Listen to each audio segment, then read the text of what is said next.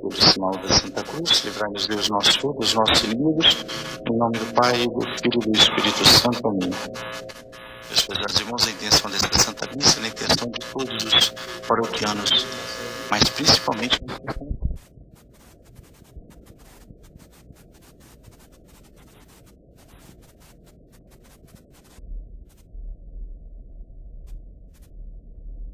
como hoje a criança começa desde cedo na aula de inglês, com facilidade aprende, depois vai lá para a informática, para o trabalho e tal, tem a facilidade, sabe o que significa aquelas coisas. Então ele aprendeu, vai ter uma utilidade para ele. Assim também, o católico que se interessa, que faz, que ora, de um lado tem o latim, do outro lado tem o português. Ele se esforça, faz, depois ele sabe direitinho quais são as orações, quais são as orientações, o que a igreja nos passa, o que ela nos ensina, por isso que tem do lado. E hoje, por exemplo, tirando as orações, ouvindo a pessoa cantar com as peges, não é isso? Lavar-me, e eu vou ficar limpo. Purificar-me, eu ficarei mais branco do que a neve. Então a pessoa aprendeu as peges, meio sol, que todo mundo dava, lavava os pés, feliz de albavo. Não é isso que está escrito ali? Quando você estiver crente, você sabe tudo isso. E aí a pessoa vai assimilando pouco a pouco, junto com a língua materna, não é? A língua da igreja, a língua oficial da igreja é o latim. Então, mais uma vez. E por isso mesmo que na Santa Missa a gente fica contente. São os hinos, são os cânticos, a liturgia, as orações e também, principalmente, no nosso coração para Deus. Por isso, nessa intenção dos senhores que estão aqui assistindo a Santa Missa, cantando, rezando, e também de todos os outros fiéis. Queremos aproveitar também, ontem foi festa do Bom Jesus, nós tivemos a novena, graças a Deus, como foi bem concorrida, com piedade, com devoção, foi chamada festa religiosa. Pode procurar nos missais, nos breviários, nos rituais da igreja que vocês vão encontrar festa religiosa. Não vão encontrar outras coisas, show, isso aí não é para nós. Ou seja, católico, boa família, procura nesse ambiente, que ele sabe o perigo que tem. Reclama-se tanto hoje do mundo, está perverso, não é isso? Fala-se tanto de tantos perigos de droga, perigo de bebida, perdição da família. Aonde frequentam as famílias boas? E os católicos? Fala-se que tantos católicos assim perderam a fé, estão afastados de Deus, não tem mais frequência dos sacramentos. Qual é o divertimento dos católicos? Aí nós vamos ver. Será que é o meu? Será que é isso que está me afastando de Deus? A pessoa vai, por exemplo, para uma festa, chega lá, excede na bebida, ou procura maconha, cocaína, seja o que for. Ou chega lá, não tem respeito, nem consigo, nem com os outros. Não é isso, nem fidelidade, nem nada mais. Ou, talvez, não cumpre o dever, por causa disso, nem a missa vai nos dias santos. E depois, ele tem coragem de comungar? Poderia comungar? Não é isso? E se ele morresse ali, será que ele ia dali direto para o céu, para a eternidade, para junto de Deus? Naquela situação, a gente não deve pensar só assim, não. Se Deus vai me condenar, eu não faço. Não. Deus merece tudo por mim, então Deus nosso merece que eu coloque em prática a sua lei. Bem-aventurados os olhos que desejaram ver o que vós vedes e não viram. Muita gente vai que nem sabe que está errado, que não convém, que é perigoso, não é isso? Mas nós sabemos, então nós temos compromisso. O nosso pecado é mais grave, a nossa responsabilidade é maior, o nosso mau exemplo prejudica mais. Então nós devemos ter esse cuidado. Bem-aventurados, isso. Amanhã é dia de São João Maria Vianney. Eu peço as orações por mim, pelo Padre Marco Antônio e pelos padres da administração apostólica. É o dia do nosso padroeiro. E prometo, tenho certeza que o Padre Marco Antônio também, hoje ele está em Belo Horizonte, por isso que não vai estar aqui durante o dia, mas prometo, nós vamos rezar nessa intenção de todos nós fiéis. Quando São João Maria Vianney foi nomeado parco, ou melhor, cura, que antes era uma aldeia pequena, para Ars, o bispo falou com ele: olha, eu estou nomeando o senhor para Ars. Aquele lugar não tem o santo temor de Deus. E eu peço o Senhor que chegue ali, coloque o temor de Deus naquelas almas. Ele era padre novo, tinha acabado de ser ordenado, foi para Ars e justamente foi o que ele fez. Ele transformou a cidade.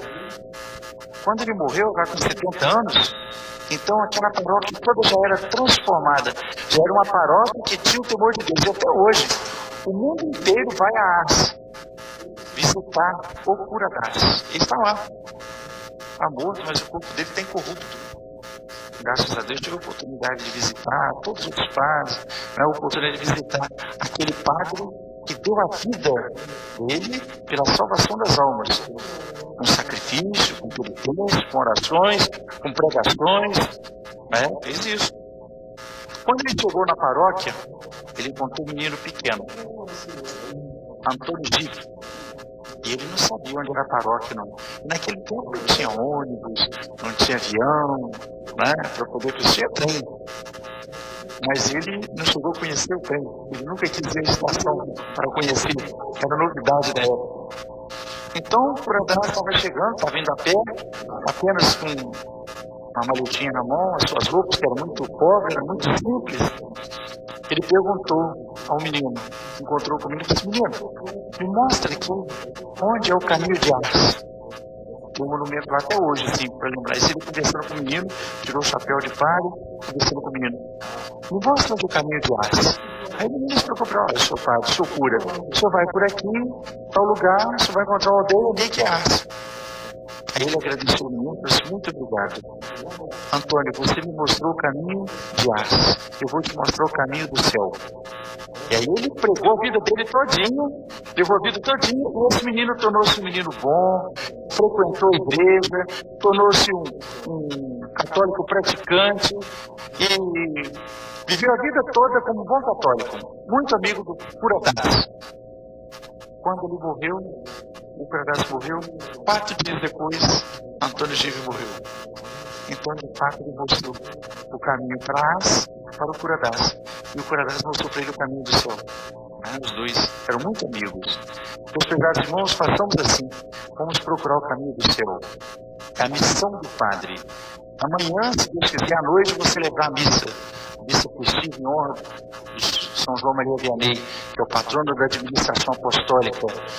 Eu, se Deus quiser, de pouco a pouco, quero ensinar, contar para as crianças a história da administração apostólica, para que os senhores vejam a causa, por que existe, por que existem esses padres. Quando houve a nossa situação em Campos, um dos conselhos que o Antônio deu para os padres é que não perdesse a vida sacerdotal, não deixasse de levar uma vida de pessoas consagradas a Deus. E como se a pessoa ficar cada qual num canto, separado, isolado, ao perigo da pessoa desanimar e voltar para uma vida normal? Eu era seminarista na época, faltava 2 anos para ser padre, o seminário foi fechado, não é isso? Então, eu disse: sua vocação é de Deus, você espera e vai chegar a hora.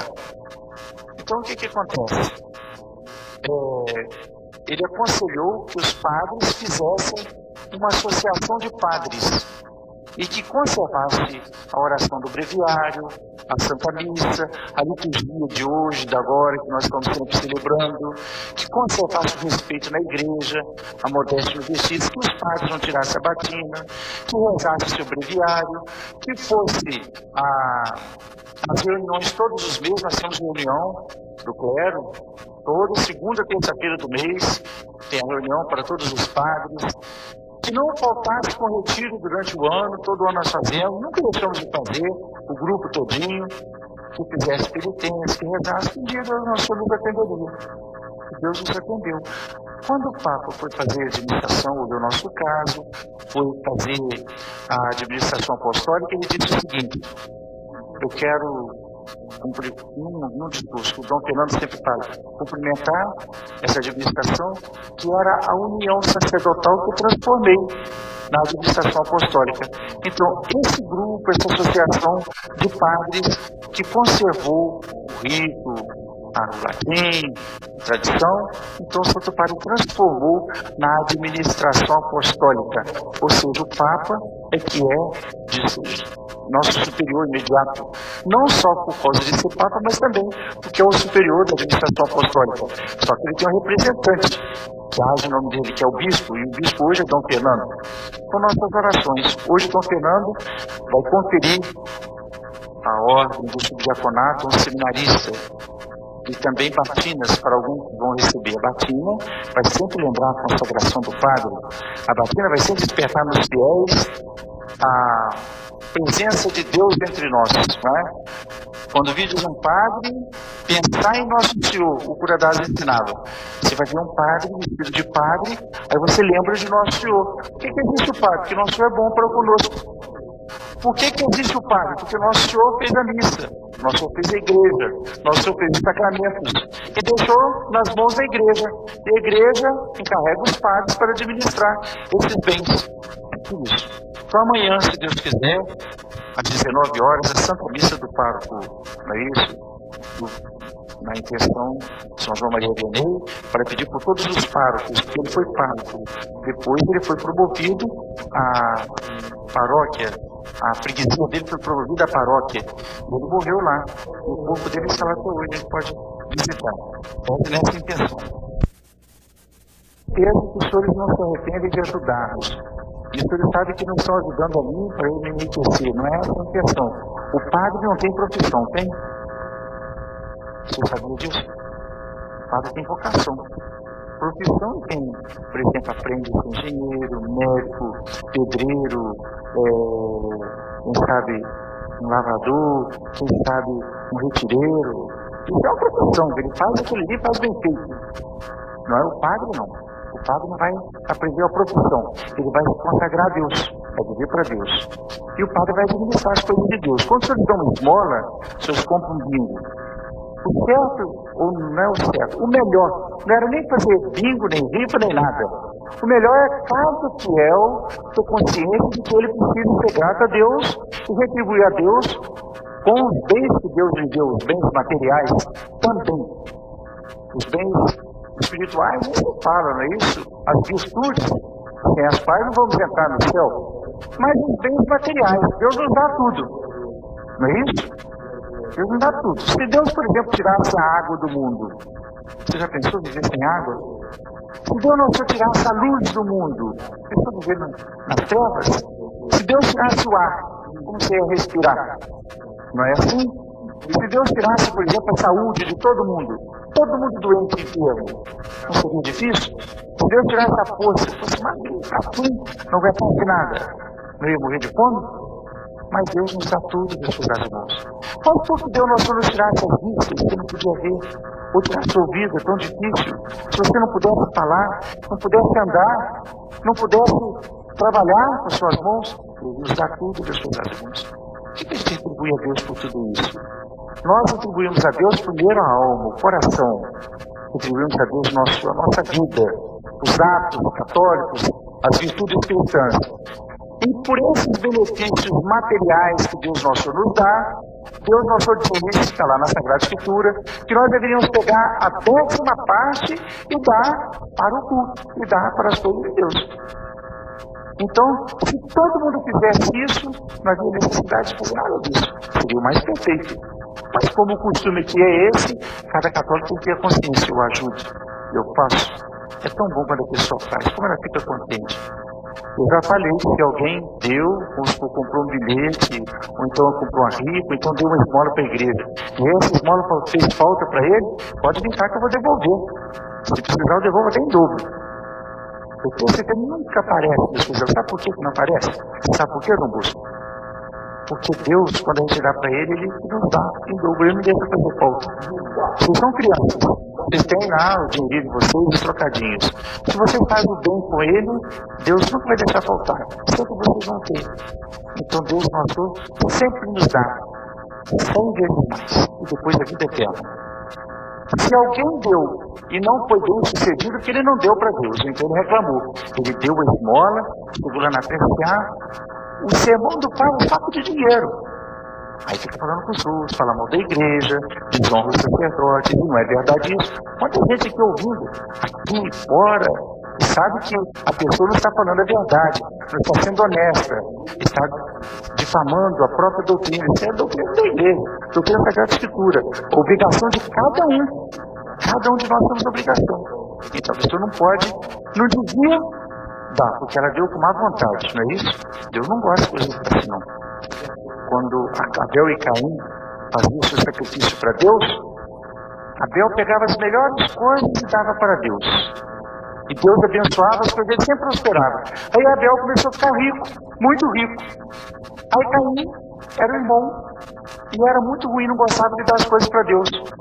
Caim dava o pior para Deus, e as coisas de Caim foram sempre diminuindo. Aí Caim ficou com ciúme de Abel e reclamou, ficou com raiva, ficou com ódio. Com tanto ódio ele ficou que o rosto dele ficou com cara de réu, de gente ruim, de jagunço, não é? Aí Deus falou assim: Caim, por que você está triste? Por que você está aborrecido? Aí eu disse: por que o meu irmão Abel ganha tanto? Caim, por que você não faz igual ao seu irmão? A gente fica olhando, o que o fulano vai bem nos negócios dele? O que dá? Será que ele não está fazendo a vontade de Deus?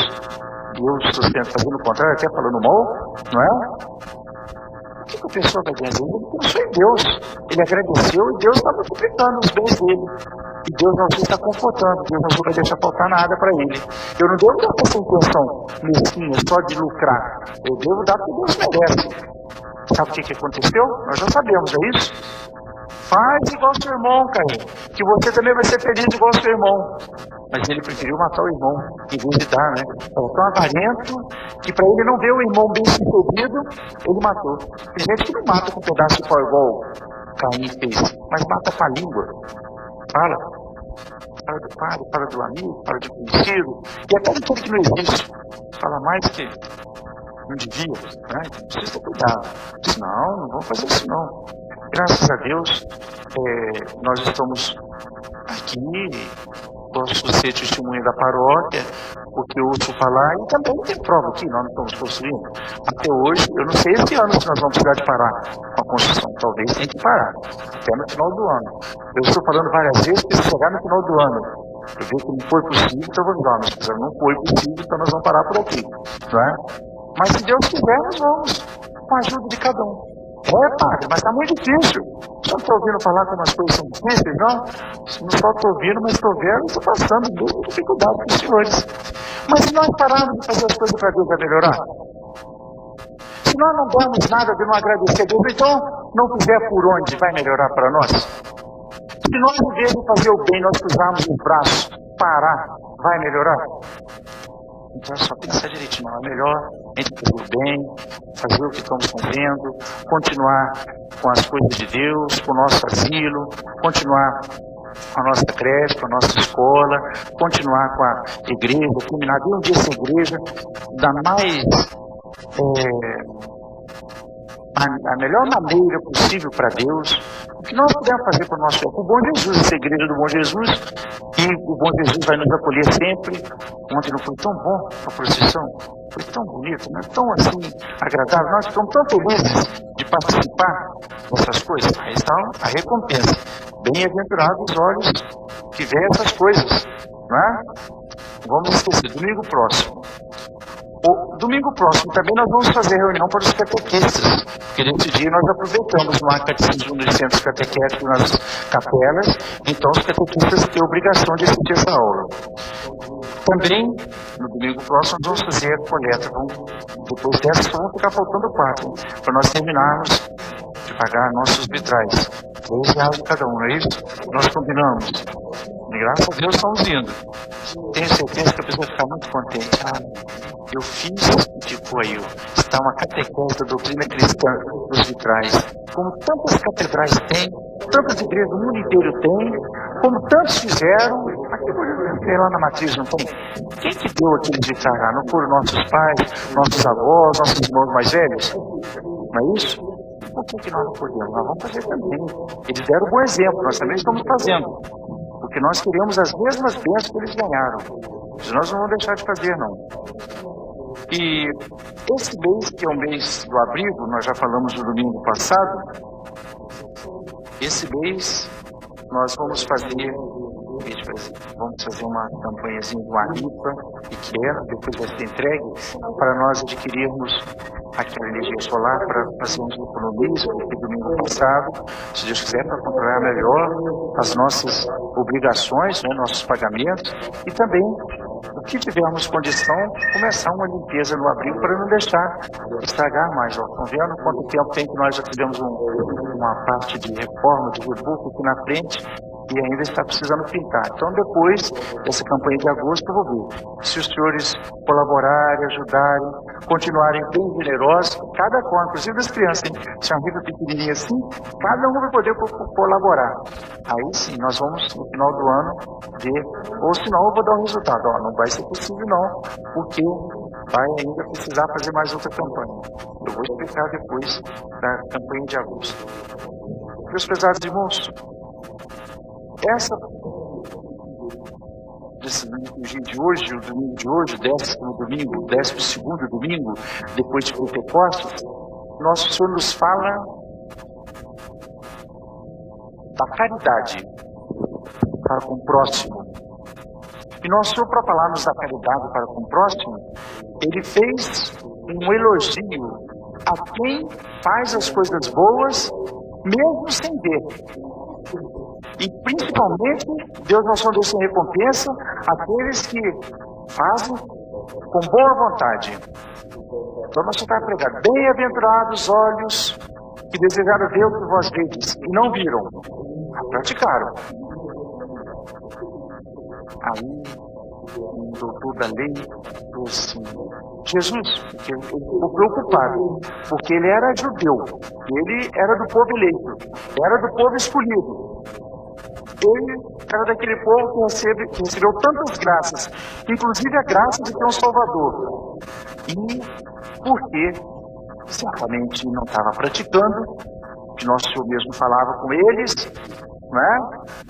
Ele ficou preocupado e quis justificar seu erro, fazendo a pergunta diferente a Jesus, para que com aquela pergunta Jesus esquecesse de novamente falar uma verdade, e assim a consciência dele estava doendo, estava com um remorso de consciência, e ele ficaria livre daquela cobrança de consciência. Se Jesus, quem é meu próximo? Certo, então o doutor da lei não vai saber quem é o próximo? Vocês que são novos, são crianças, sabem? E ele, quem é meu próximo? Aí Jesus contou uma parábola. Quem se lembra da parábola? Lembra?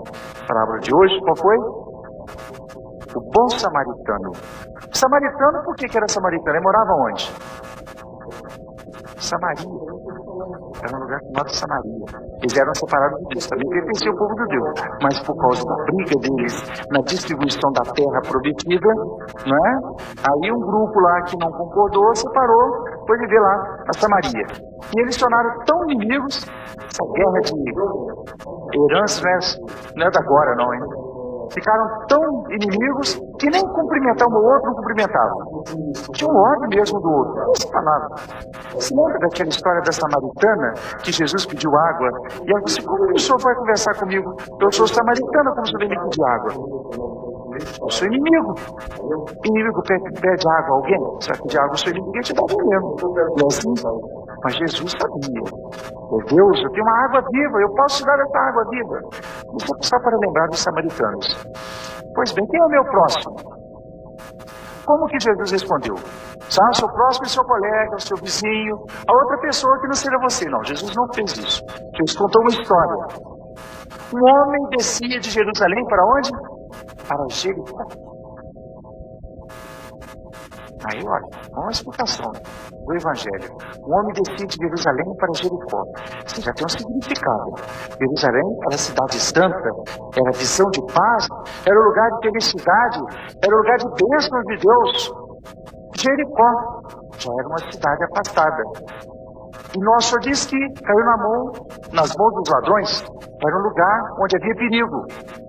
Então, meus pesados irmãos, nós podemos sair da igreja e irmos para o mundo, de Jerusalém para Jericó.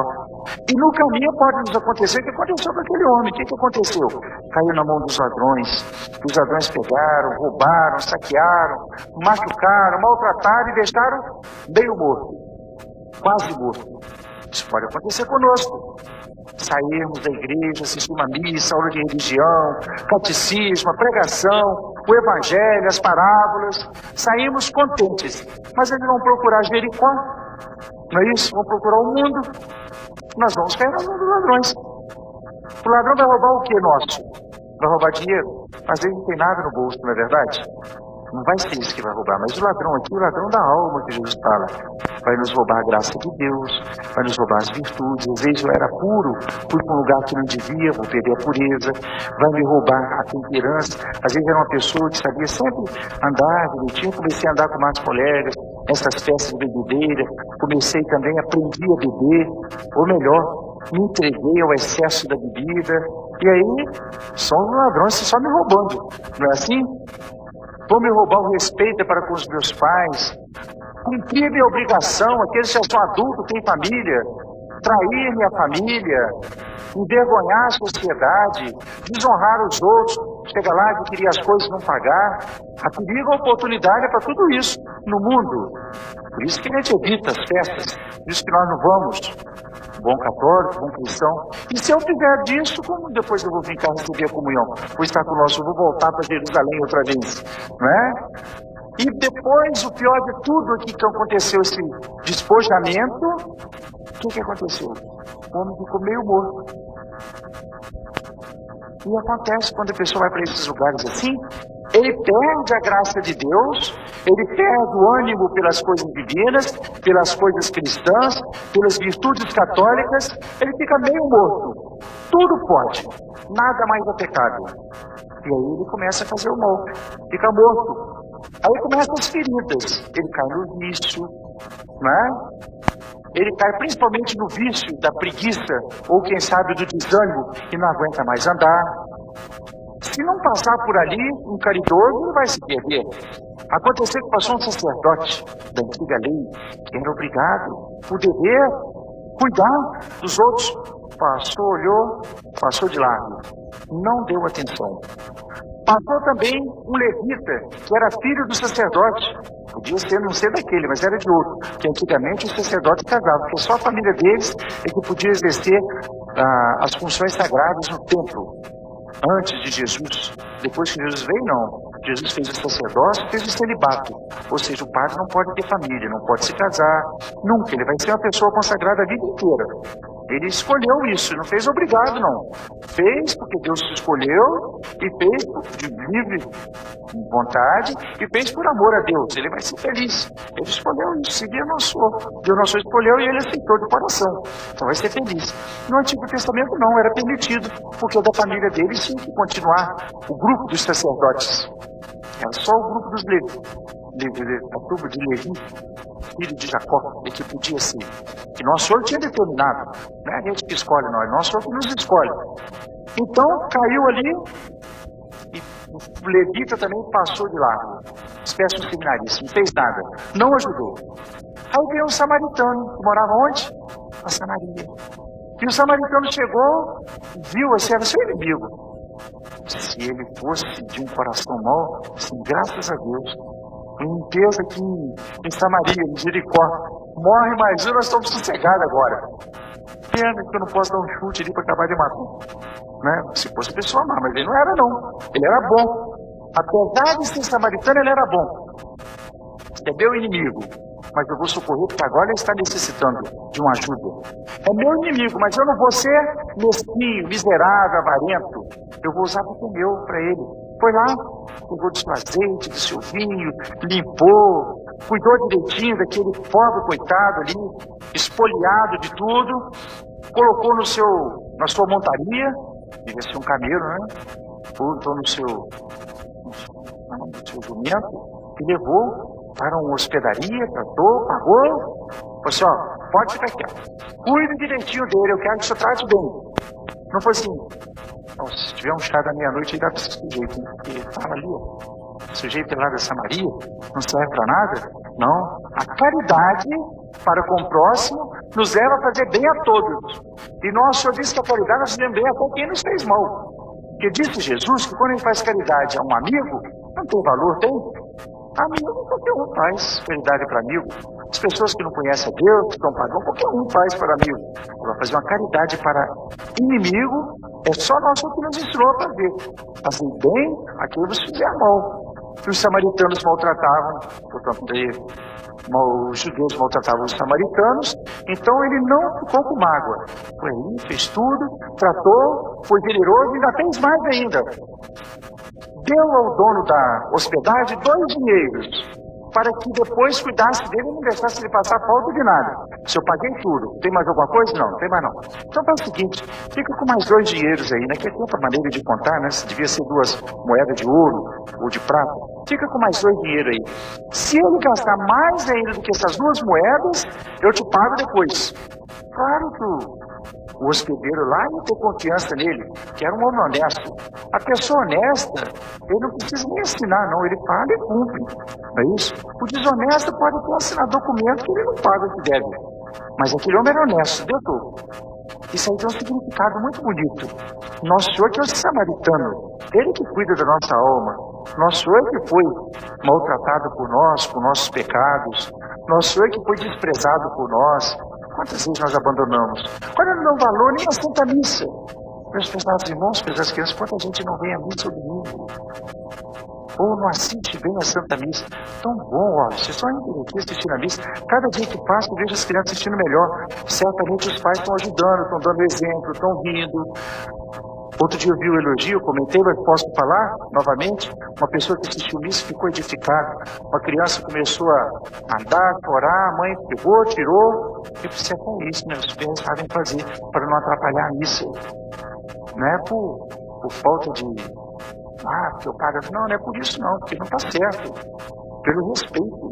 Bem-aventurados os olhos que veem que vão às vezes. Vocês não estão vendo isso? Não estão vendo a Igreja Católica, a doutrina de Nosso Senhor, a Santa Missa, a santidade dos sacramentos? Como é bom, quantas comunhões. Ontem, por exemplo, estou visto dando comunhão, o Padre Marco Antônio, eu, durante um tempo grande, mais de 500 comunhões. Não é tão bom assim, meus pesados irmãos? Agora é preciso escutar isso nosso bem-aventurado dos olhos. Vocês estão vendo isso. Os senhores estão aprendendo a doutrina. Os senhores têm a Santa Missa. Os senhores têm a confissão. Os senhores têm a aula de religião. Os senhores têm a Sagrada Escritura. Os senhores têm a Santa Igreja. Os senhores têm orientação para poder fazer o que é certo. Então nós temos que fazer o bom, o que é certo, o correto, para merecer a felicidade eterna. E mais ainda, para não errarmos, nós só nos dá 2 dinheiros. Nós só nos dá a sua doutrina e nos dá o seu sacramento. Está vendo como nosso é perfeito? Está tudo para nós. Deu tudo. Corpo, sangue, alma e divindade. E nós só quer que sejamos dele. Quer que não fiquemos na mão dos nossos inimigos. Que não sejamos empoliados. Que não sejamos vencidos. E se tivermos a infelicidade de cairmos na mão do ladrão, o bom samaritano vai nos socorrer. Qual é o bom samaritano? Jesus. Vai chegar perto de nós, vai nos perdoar na confissão, vai nos dar o azeite da caridade, o seu perdão, vai nos curar nossas feridas, os vícios, nos dando força justamente com a comunhão, né, com a sua doutrina. Nosso Senhor vai nos carregar para um lugar de repouso, para a igreja, onde nós vamos ouvir a palavra de Deus, os cânticos, todo mundo cantando, todo mundo rezando. Isso vai nos fortalecer. Nosso Senhor vai entregar a sua vida por nós, até o fim do mundo, ali na missa, renovação do sacrifício da cruz, para que, com esse cuidado, não percamos a vida eterna. Então vamos sair lá, vou para casa. Eu tive essa graça de Deus, assisti a Santa Missa. Essa semana eu quero colocar em prática. Vamos pedir à Virgem Santíssima Virgem Maria, fazer com que eu saia da missa, eu tenha todo o cuidado para não cair nas mãos dos ladrões. E também para que eu possa usar bem desses talentos que nosso Senhor me deu, da sua graça, da sua doutrina e dos sacramentos. Em nome do Pai, e do Filho e do Espírito Santo. Amém.